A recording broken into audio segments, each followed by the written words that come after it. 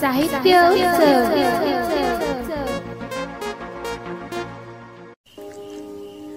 नमस्कार साहित्य उत्सव. मी अनुराधा. रात्रीचे 8 वाजत आहेत. वेळ झाली आहे आपल्या विशेष प्रसारणाची. आज शुक्रवार, अर्थात आपली साप्ताहिक मालिका मी इतिहास बोलतोय. या अंतर्गत आज आपण जाणून घेणार आहोत गुप्त साम्राज्यातील सम्राट दुसरा चंद्रगुप्त याची कारकीर्द. तर ऐकूयात निखिल भेंडे सरांसोबत मी इतिहास बोलतोय, भाग 66. मी इतिहास बोलतोय. साहित्य उत्सव समूहावरील सर्व रसिक श्रोत्यांना माझा नमस्कार.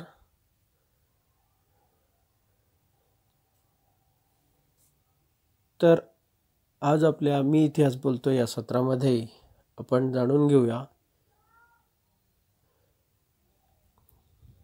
गुप्त साम्राज्यातील आणखी एका राजाबद्दल, म्हणजेच दुसऱ्या चंद्रगुप्ताबद्दल. गेल्या भागात आपण पाहिलं की समुद्रगुप्ताने कसा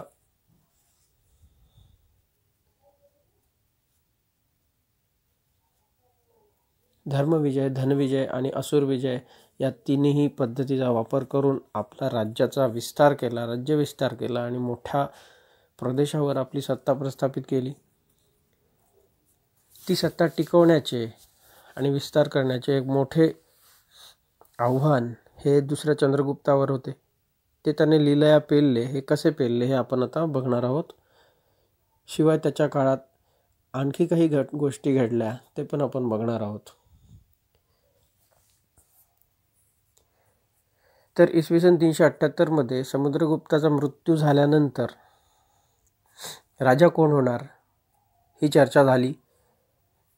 कारण समुद्रगुप्ताला 2 पुत्र होते, ज्येष्ठ रामगुप्त आणि धाकटा चंद्रगुप्त दुसरा.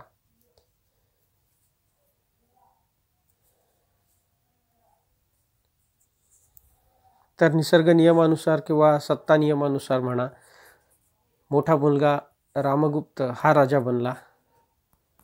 परंतु समुद्रगुप्ताची अशीच इच्छा होती की आपला धाकटा मुलगा राजा बनला पाहिजे. परंतु त्याच्या मृत्यूनंतर रामगुप्त हा राजा बनला. परंतु तो राज्य चालवण्यासाठी अयोग्य निघाला. समुद्रगुप्ताचा मृत्यू झाला आहे हे पाहून पश्चिम भारतातील शक यांनी संधी साधली आणि गुप्त साम्राज्यावर हल्ला चढविला. आणि तो हल्ला परतून लावण्यात रामगुप्ताला अपयश आले. युद्धात शत्रूला पराभूत करण्याऐवजी रामगुप्ताने दुसराच मार्ग निवडला. ध्रुवदेवी जी गुप्त घराण्याची भावी राणी म्हणून बनणार होती, त्या ध्रुवदेवीलाच शकांपुढे शरणागती पत्करण्याचा एक विचित्र मार्ग रामगुप्ताने निवडला. हा किळसवाणा प्रकार बघून दुसऱ्या चंद्रगुप्ताला राग आला आणि त्याने आपल्या ज्येष्ठ बंधूचा वध करवला आणि स्वतः ध्रुवदेवीशी विवाह करून राज्यारोहण केले. अशा प्रकारे समुद्रगुप्ताच्या मृत्यूनंतर 2च वर्षात 380 मध्ये चंद्रगुप्त राजा झाला. चंद्रगुप्ताने गुप्त साम्राज्याचा विस्तार केला.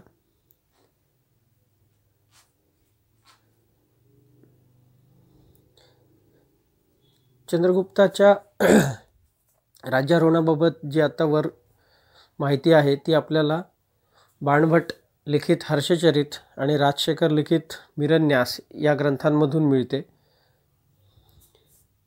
याशिवाय दुसऱ्या चंद्रगुप्ताच्या इतिहासाबद्दल दिल्ली येथील मेहरौलीचा लोहस्तंभ, सारनाथ येथील अशोक स्तंभ, मथुरेचा शिलालेख, गिलगिट बाल्टिस्तान आणि शेरकोट या पाकिस्तानातील शिलालेखांमध्ये सुद्धा चंद्रगुप्ताच्या इतिहासाबद्दल आपल्याला माहिती मिळते. तर असा हा चंद्रगुप्त राजा झाला.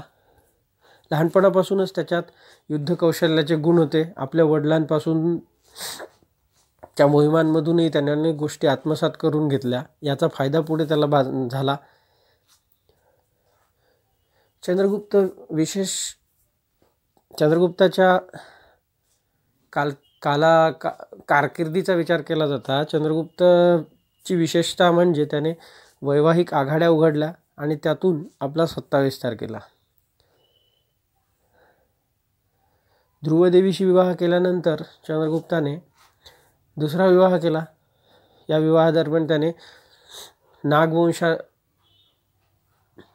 नागराजांशी त्याने वैवाहिक आघाडी उघडली. मध्य भारतातील मथुरेपासून पद्मावतीपर्यंत पसरलेले हे राज्य तितके शक्तिशाली नव्हते, परंतु त्याचे स्थान रणनैतिकदृष्ट्या महत्त्वाचे होते, कारण ते मध्य भारतात होते. तर या राजाच्या राजकन्येशी म्हणजेच कुबेर नागाशी चंद्रगुप्त द्वितीयने विवाह केला. पुढे चंद्रगुप्ताने दुसरी वैवाहिक आघाडी उघडली. यावेळी त्याने आपली कन्या प्रभावती गुप्त हिचा विवाह दक्षिणेतील म्हणजे आजच्या महाराष्ट्रात असलेल्या वाकाटक राजा रुद्रसेन याच्याशीच विवाह करविला. लग्नानंतर लवकरच रुद्रसेनाचा मृत्यू झाला. पुढे प्रभावती गुप्त हिनेच आपल्या वडिलाच्या मार्गदर्शनाखाली वाकाटकाचे राज्य चालविले.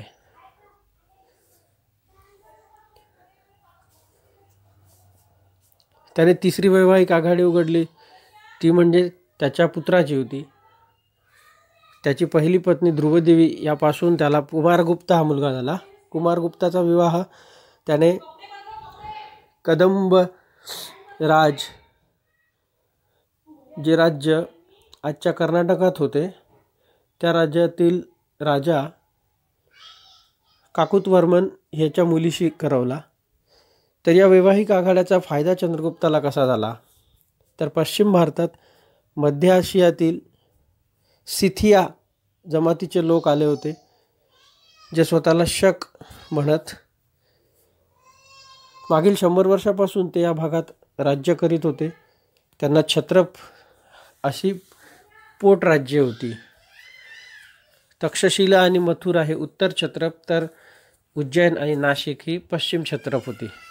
तर दुसऱ्या चंद्रगुप्ताच्या कारकिर्दीच्या पूर्वीच उत्तर छत्रप हे संपुष्टात आले होते, परंतु पश्चिम छत्रप हे अजूनही अस्तित्वात होते. त्यांचे राज्य अत्यंत म्हणजे ते राजे हे अत्यंत क्रूर होते, प्रजेला त्रास देत होते, त्यामुळे त्यांच्या राज्यातील प्रजा देखील त्रस्त होती. तर अशा या शकाचा बिमोड करण्यासाठी या वैवाहिक आघाड्यांचा फायदा चंद्रगुप्ताला झाला. चंद्रगुप्ताने नागाराजांच्या मदतीने शकांवर पूर्वेकडून तर वाकाटकाच्या सैन्याच्या मदतीने दक्षिणेकडून हल्ला चढविला. या दुतर्फा हल्ल्यामुळे शकांचा निभाव लागला नाही आणि त्यांचा पराभव झाला. या शकांचा बिमोड केल्यामुळे चंद्रगुप्ताला शकारी आणि विक्रमादित्य या दोन्ही उपाधी प्राप्त झाल्या. यावेळी चंद्रगुप्ताने चांदीची नाणी पाडण्याचा आदेश दिला. तसेच वर सांगितल्याप्रमाणे दिल्लीजवळील मेहरोली येथे एक लोहस्तंभ उभारला. जो स्तंभ गंजविहीन आहे, कारण तो अष्टधातूपासून बनविलेला आहे. तिसऱ्या वैवाहिक आघाडीचा फायदा असा झाला की दक्षिणेतील छोटी छोटी राज्ये जिंकून घेण्यासाठी चंद्रगुप्ताला उत्तरेकडून सैन्य नेण्याची गरज पडली नाही. अशा प्रकारे चंद्रगुप्ताचा हा राज्यविस्तार झाला.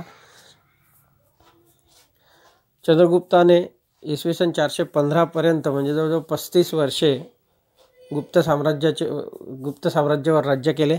दरम्यान त्याने आपली राजधानी पाटलीपुत्र येथून उज्जैन म्हणजेच अवंती येथे नेली.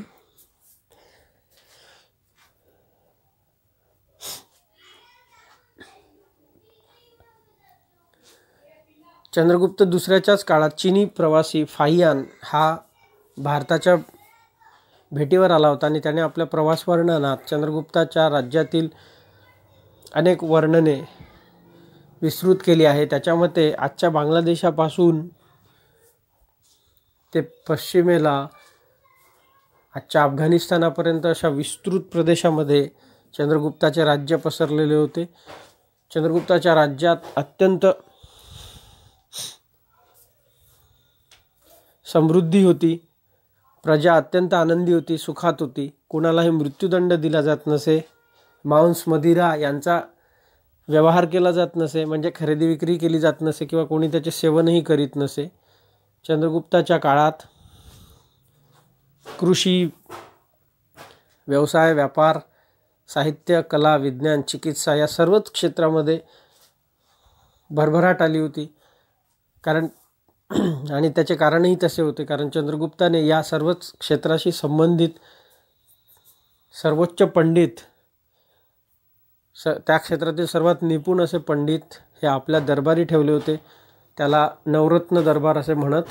तर या दरबारातील 9 लोक होते. ते कोण होते? तर पहिला म्हणजे कालिदास, हा एक संस्कृत कवी. त्याने अनेक रचना केल्या, त्यापैकी अभिज्ञान शाकुंतल आणि मेघदूत या विशेष प्रसिद्ध आहेत. दुसरा म्हणजे धन्वंतरी, चिकित्सा क्षेत्रातील एक मोठे नाव आहे. तिसरे म्हणजे अमरसिंह, हे संस्कृत पंडित होते. त्यांनी अमरकोश हा संस्कृत शब्दकोश लिहिला. चौथे म्हणजे हरिसेन, अलाहाबाद स्तंभालेखाचे जनक हरिसेन. पाचवे म्हणजे छपणक, हा एक ज्योतिष्यविद होते. सहावे म्हणजे शंकुम, हे सुद्धा संस्कृत पंडित होते. सातवे म्हणजे वराहमिहीर यांचा खगोलशास्त्रातील अभ्यास हा वाखाणण्याजोगा होता. त्यांनी बृहत संहिता हा ग्रंथ लिहिला. आठवे म्हणजे वररुची, हे देखील संस्कृत व्याकरणाशी संबंधित एक पंडित होते. त्यांनी प्राकृत प्रकाश हा ग्रंथ लिहिला होता. आणि नववे म्हणजे आपण सर्वांनी विक्रम बेताल यांच्या गोष्टी ऐकल्याच आहे. तर हा उत्तम असा जादूगार म्हणजे वेताल भट, हे 9 लोक दुसऱ्या चंद्रगुप्ताच्या दरबारी होते. तर अशा हा चंद्रगुप्ताची राजवट 35 वर्ष त्याने राज्य केले, राज्य स्थिरस्थावर केले, वडिलोपार्जित मिळालेले राज्य टिकवले आणि त्यात अमूल्य अशी भरसुद्धा घातली. तर वर वर्णन केल्याप्रमाणे आणि फाहियान याने सुद्धा आपल्या प्रवास वर्णनात लिहिल्याप्रमाणे चंद्रगुप्ताचे राज्य विशेष महत्त्वाचे होते. गुप्त साम्राज्यालाच भारताचं सुवर्णयुग म्हणतात. त्यातल्या त्यात द्वितीय चंद्रगुप्ताच्या राज्यात प्रजाही अत्यंत सुखी होती, व्यापार वाढला होता, राज्यात स्थैर्य नांदत होते. म्हणजेच द्वितीय चंद्रगुप्ताचे राज्य हे सुवर्णयुगच होते. धन्यवाद. दर्जेदार साहित्याचा आणि कलाकृतींचा आस्वाद घेण्यासाठी जॉईन करा साहित्य उत्सव व्हॉट्सॲप किंवा टेलिग्राम ग्रुप. जॉईन करण्यासाठी संपर्क करा 98 81 60 20 25 या क्रमांकावर. संपर्क क्रमांक पुन्हा एकदा 9881 60 2025. साहित्य उत्सव हे यूट्यूब चॅनल आजच सबस्क्राईब करा. साहित्य उत्सवच्या फेसबुक पेजला जरूर भेट द्या, कारण ज्ञान आणि मनोरंजन यांचं अतूट नातं म्हणजे साहित्य उत्सव.